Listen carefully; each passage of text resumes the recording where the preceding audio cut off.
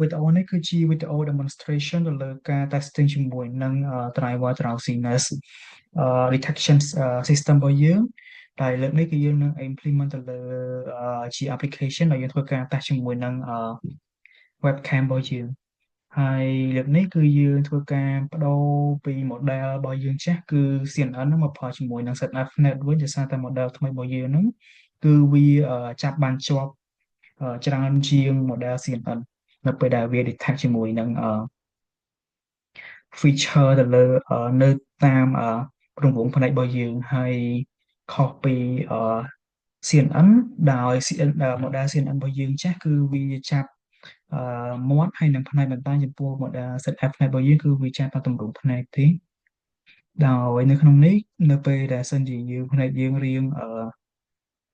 បិទរៀងរំរឹមគឺវានឹងចាប់ថា drowsy ប៉ុន្តែបើផ្នែកយើងបើកធំធម្មតាគឺវាចាប់ថា non drowsy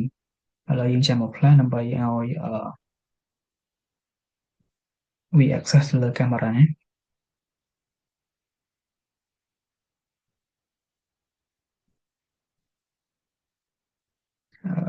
យ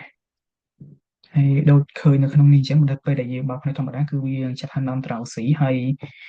គឺវាចាប់ជាប់ហ្មងអត់ដូចនឹង model មុនទេគឺវាចាប់ដាច់ហើយបើសិនជាយើងងងុយគេងឬក៏បិទផ្នែកនេះទៅគឺវាចាប់បានជាប់បើយើងបើកផ្នែកតែរឹមក៏វាចាប់ថា drowsy ដែរហើយវាចាប់បានជាប់ដល់ដូចមុនទេដែលចាប់